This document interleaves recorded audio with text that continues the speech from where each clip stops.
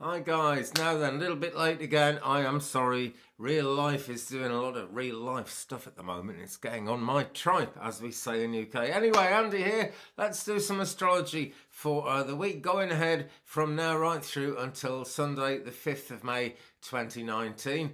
We're actually on the Monday, the 29th of April at the moment, so we're crossing over months. And there's actually a new cycle starting on Wednesday the 1st. But first, let me mention what happened on Sunday the 28th.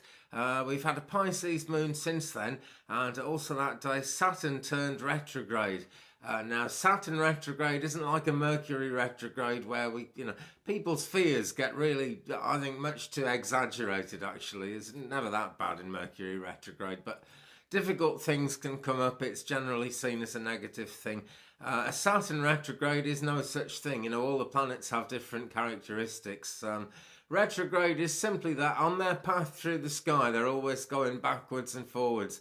So as we observe them from Earth, it looks as if they're going that way, then it looks as if they're going that way. Really, they're going forwards. But viewed from Earth, Saturn at the moment, being retrograde, appears to be going backwards. Saturn is a lot further away than Mercury, but a very influential planet nonetheless. And this Saturn retrograde brings a good opportunity to review your career and life directions, that kind of thing. Are you happy with the way you're going? Are you actually in a career that's doing the business for you? Would there be something you could add to your life that would make that career better? Would there be something you could add to your career that would make your life better? That's really the direction to be looking in, I think. Depends who you are, depends where you are. This is fluid energy, so to speak. But it's Saturn retrograde, it most certainly is. So do have a think about career, either past career, what you think might have been a mistake, might not have been a mistake.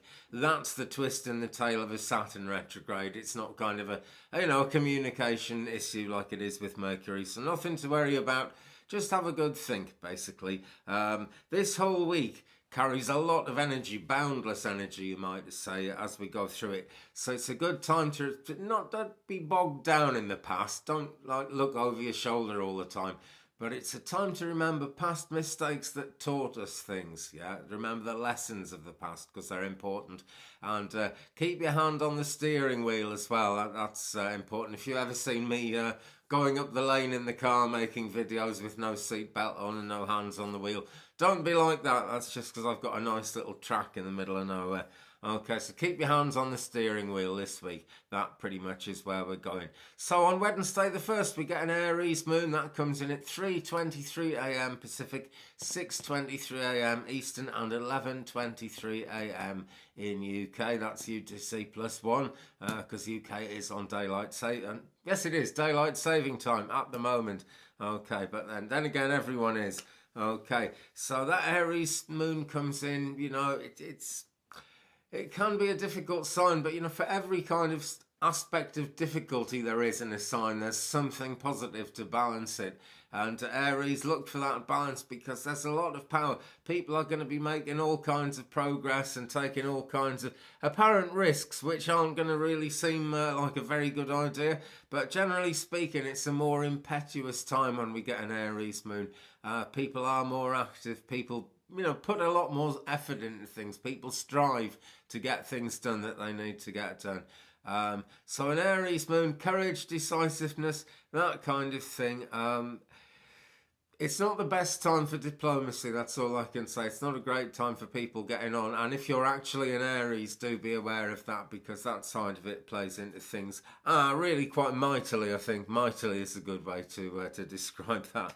Okay, so that's an Aries moon coming in very early in the morning on the Pacific side of the States and Canada, the west side. On the east side, fell 6:23, in UK 11:23, and on Friday the 3rd, we're going to get a Taurus moon, right? Now that comes in 13:17, 17 minutes past 1 in the afternoon west side, 16:17 Eastern, and 17 minutes past 9 p.m. in UK, a Taurus moon. And so that's earthy, it's getting things down to earth, and it's grounding a lot of what's happened earlier in the week. because as we get into that Saturn retrograde, it sounds very sensible, doesn't it? Reviewing our career and our life decisions. But actually that can set us off worrying a fair bit if we're not careful. And don't worry, guys, these things are always meant to be about positivity, about kind of uplifting, because this is good information. It's like inside information from the outside of the cosmos.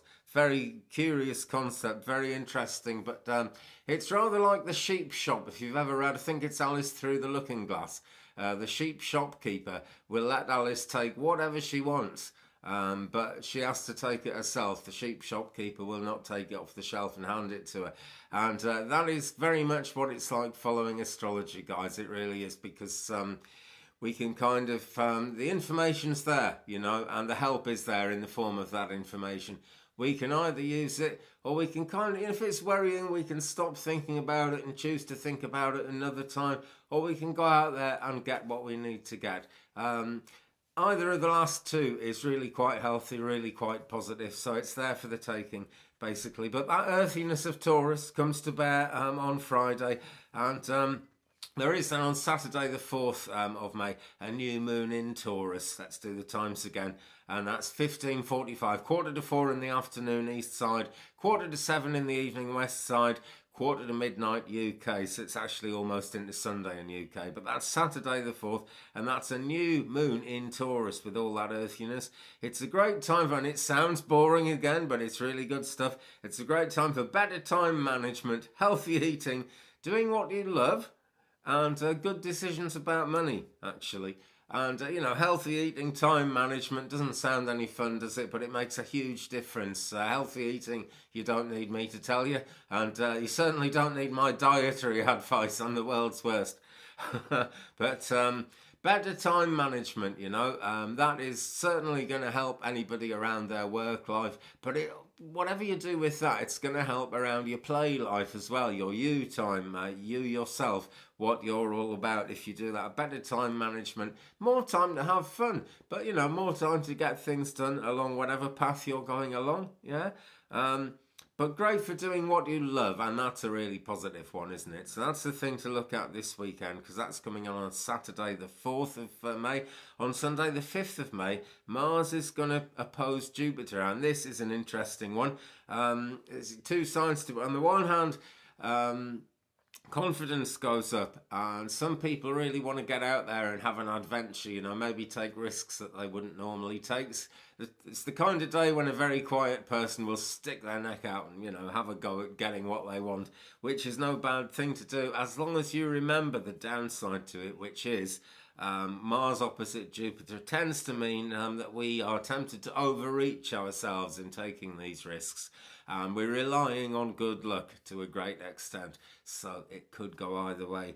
Okay, but if you're being realistic, if you're seriously keeping it real, Mars opposite Jupiter, being realistic, you know, listen to that confidence, get out there and do what you want to do. Just do be realistic, super important, okay?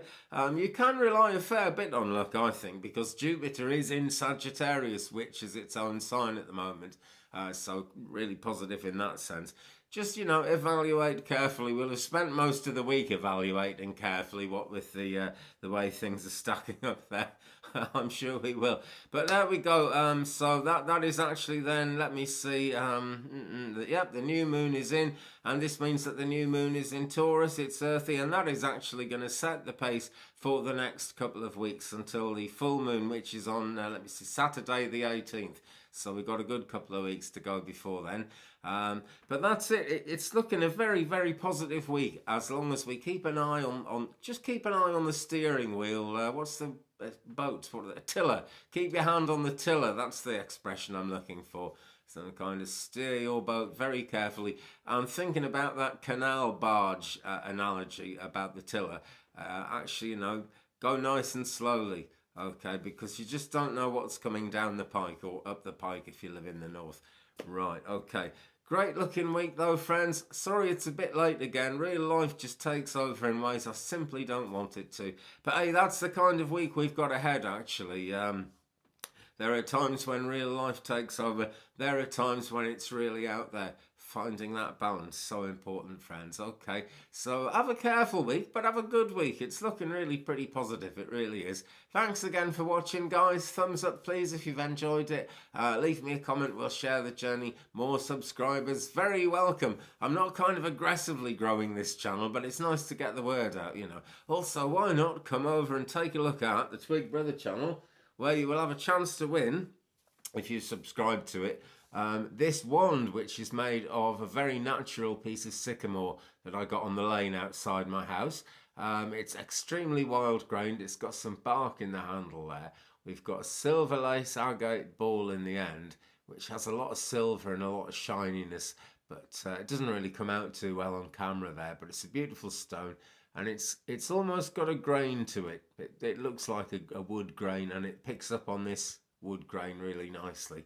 Also in the front end here, we've got natural quartz point and a couple of bits of celestite chips in there as well, just to lift the energy, sort of make it a bit less earthy, really, because, you know, balance is so important.